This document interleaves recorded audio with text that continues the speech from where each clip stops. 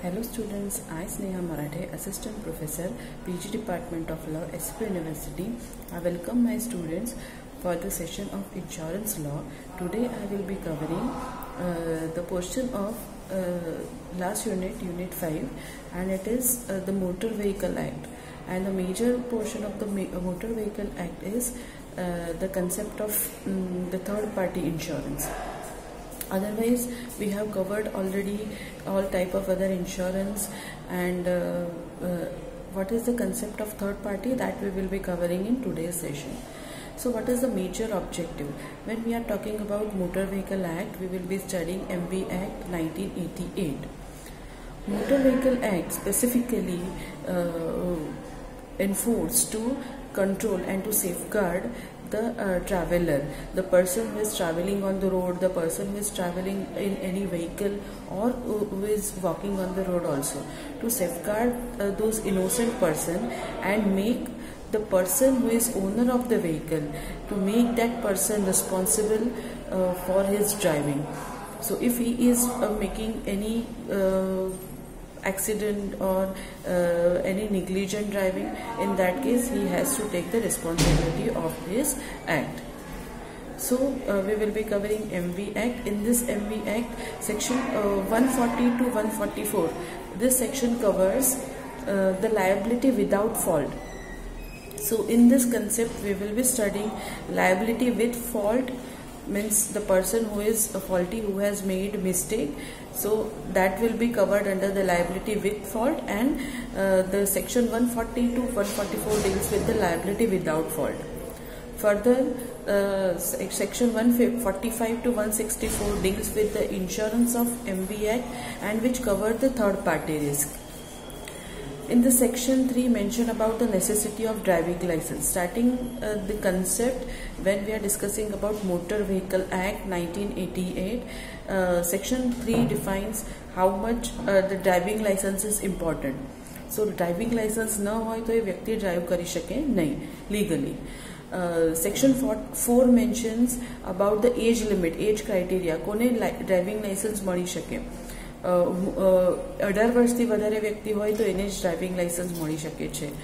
જો public vehicle એટલે જે પબ્લિક પ્રોપર્ટી, પબ્લિક વેહિકલ જે ચલાવતો હોય એ વ્યક્તિને પબ્લિક વેહિકલ ચલાવવા માટેનો સ્પેસિફિક લાઇસન્સ છે એ 20 વર્ષ પછી મળી શકે છે, if the person is more than 20 years old.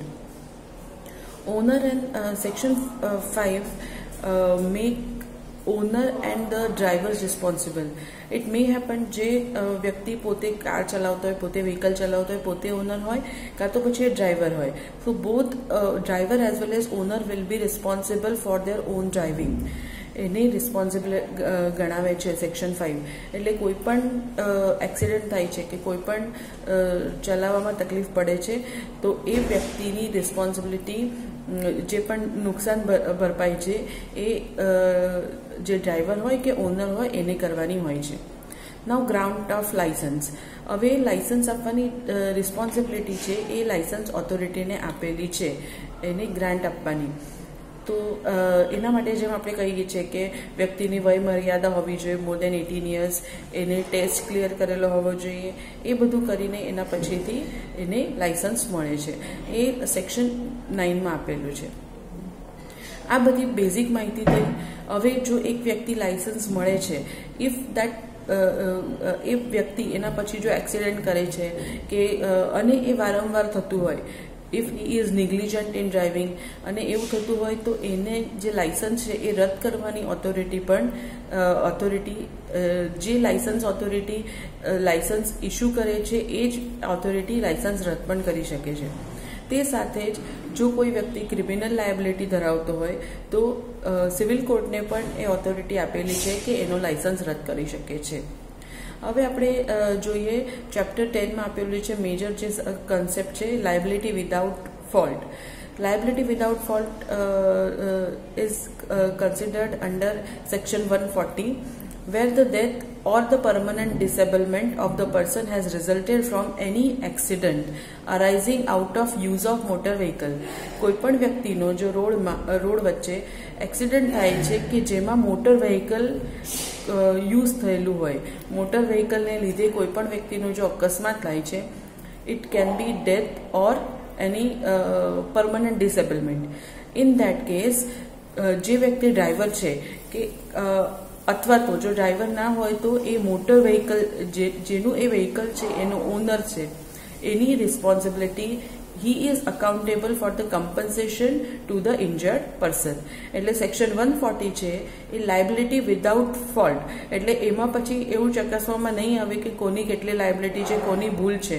No fault liability, એમાં ફોલ્ટ હોય કે ના હોય, જો એક્સિડન્ટ થયો છે એમાં મોટર વ્હીકલ યુઝ થયું હોય અને એની લાયબિલિટી ડ્રાઈવર અથવા તો જે ઓનર છે એની હોય છે. સેક્શન 141 એ ડિસ્કસ કરે છે, જેમ આપણે મેં સ્ટાર્ટિંગમાં જ કીધું, સેક્શન 142 144 સુધીના જે સેક્શન્સ છે એ નો ફોલ્ટ લાયબિલિટી માટે છે. જેમ 140 જોયું કે જો કોઈ પણ વ્યક્તિનો અકસ્માત થાય છે, ડેથ અથવા તો પરમનન્ટ ડિસેબલમેન્ટ થાય છે, એમાં ડ્રાઈવર અથવા તો ઓનરની લાયબિલિટી હોય છે અને કમ્પન્સેશનની. હવે સેક્શન 141 એવું ડિસ્ક્રાઇબ કરે છે કે તમને નો ફોલ્ટ લાયબિલિટી મળી ગઈ, એના ઉપરાંત પણ કમ્પન્સેશન મળે છે. એ ડિસાઇડ થાય છે on the basis of fault liability. એના પછી એકવાર નો ફોલ્ટ લાયબિલિટી મળે છે, એના ઉપરાંતની જે કમ્પન્સેશન મળે છે એ ફોલ્ટ બેઝ હોય છે. એટલે કોની લાયબિલિટી હતી, કોની ભૂલ વધારે હતી, એના બેઝ પર તમને એની લાયબિલિટી મળે છે. Section 142 defines about the permanent disablement. Permanent disablement જે છે, જે વર્કમેન કમ્પન્સેશન એક્ટની અંડરમાં 1923ની અંડરમાં ટેમ્પરરી પરમનન્ટ ડિસેબલમેન્ટ આપેલું છે, એના અનુસંધાનમાં જ આમાં કવર કરવામાં આવે છે. આના પછીનો જે આપણે પોઈન્ટ જોવાનો છે, ઇમ્પોર્ટન્ટ છે બહુ જ, જે એમવી એક્ટમાં, એ third party. What is the concept of third party? Specifically જો બેઝિક જોવા જઈએ તો 1988ના જે એક્ટમાં આપેલું છે, so section 145G defines third party as a government. Government, it means that whomsoever will be the innocent person traveling on the road or any other person considered in this definition, they have only given the consideration for the government. But after there was one case law, so what that we will be discussed further. Accordingly, section 146, necessity for the insurance against third party risk. હવે third party રિસ્કની cover કરવાની necessity કેમ છે? કેમ કે જે innocent વ્યક્તિ છે, જે રસ્તા પર ચાલે છે કાં તો પછી બસમાં બેસે છે, he is travelling in the vehicle, he is innocent person, અને એ બીજા પર ભરોસો રાખીને એ ટ્રાવેલ કરતો હોય છે, તો એનામાં એનો કોઈ જ ભૂલ નથી. એટલા માટે એને કવર કરવાની જવાબદારી થર્ડ પાર્ટી રિસ્કમાં આપેલી છે. હવે બેઝિક ડિફરન્સ અધર આપણે જે ઇન્સ્યોરન્સ અત્યાર સુધી ભણ્યા એમાં નુકસાન ભરપાઈ કરાર આવે છે, પણ એમાં જે બે વ્યક્તિ હોય છે. હવે કન્સેપ્ટ ઓફ થર્ડ પાર્ટી રિસ્કમાં એવું છે કે બે વ્યક્તિ જે આપણે જોઈએ, ઇન્શ્યોર્ડ અને ઇન્શ્યોરર. ઇન્શ્યોરર એટલે ઇન્સ્યોરન્સ કંપની, અને ઇન્શ્યોર્ડ એટલે the person who is insuring his life or his vehicle or his property, that person is considered as a insured. હવે જ્યારે અત્યાર સુધી આપણે ભણ્યા છે, in any other insurance, be it health insurance, life insurance, the insured person will get compensation on the injury on the happening of uncertain event because he is paying premium regularly. But in case of third party, the insurer other than insured, so one party is insured who is paying premium and making his life or his health secured. But in third party insurance, he is buying insurance for his motor vehicle. So the person insured, he is paying premium for that particular motor vehicle because he is owner of that motor vehicle. The second party is insurance company, so that party is considered as an insurer.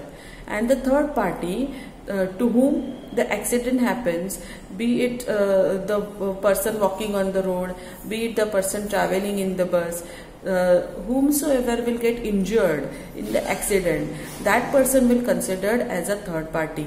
And for the losses or damages of the third party, this insurance is applicable. So આ જે insurance છે એમાં નુકસાન થાય છે third પાર્ટીનું, ત્યારે નુકસાન ભરપાઈ જે ઇન્શ્યોરર છે, જે ઇન્સ્યોરન્સ કંપની છે એ થર્ડ પાર્ટીને કરે છે. અહીંયા ઇન્શ્યોર્ડને નુકસાન ભરપાઈ થતી નથી. આ બેઝિક ડિફરન્સ છે between general insurance and the third party insurance. હવે આપણે બેઝિક જોઈ લઈએ કે બેનિફિશિયરી અહીંયા થર્ડ પાર્ટી હોય છે.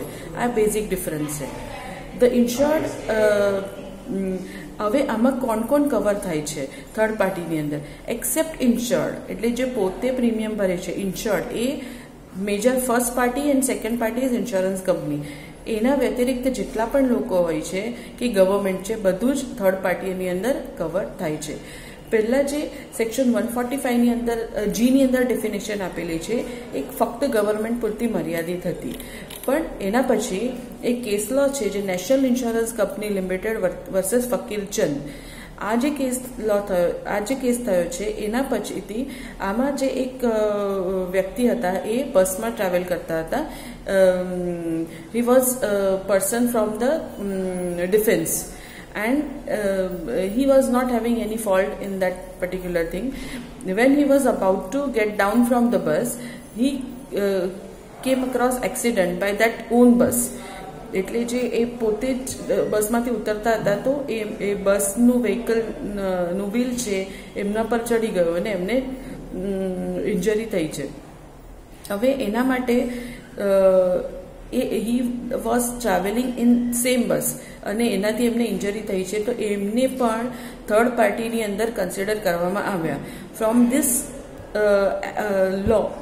This judgment the scope of the third party has been widened more. એટલે આના પછીથી બધા જ લોકો એક્સેપ્ટ ઇન્શ્યોર્ડ અને ઇન્શ્યોરર જેટલી પણ બધી અધર વ્યક્તિ છે બધાને થર્ડ પાર્ટીની અંદર કન્સિડર કરવામાં આવે છે. બીજું ઇમ્પોર્ટન્ટ વસ્તુ છે કે આની અંદર જે પ્રીમિયમ છે એ વેલ્યુને હિસાબથી વેરી થતું નથી, એ ફિક્સ રહે છે. કેમ કે આમાં જે થર્ડ પાર્ટી ઇન્સ્યોરન્સ કવર કરીએ છીએ તો એમાં શું કવર થાય છે? Liability of ઇન્શ્યોર્ડ, legal liability of ઇન્શ્યોર્ડ.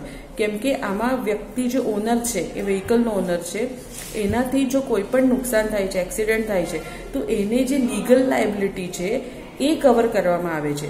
હવે કયા ટાઈપનું નુકસાન થશે, કયા ટાઈપનો એક્સિડન્ટ થશે એની વેલ્યુ નક્કી કરી શકાતી નથી અને એઝ્યુમ પણ કરી શકાતી નથી. એટલે એક બેઝિક એઝ્યુમ્ડ વેલ્યુ પર એનું પ્રીમિયમ નક્કી થાય છે, એટલે એ વેરી થતું નથી, એ બદલાતું રહેતું નથી. હવે થર્ડ પાર્ટી રિસ્કની અંદર જે લોયરનું જો વકીલ કરવો પડે તો એનું પણ એડ એની અંદર કન્સિડર કરવામાં આવે છે.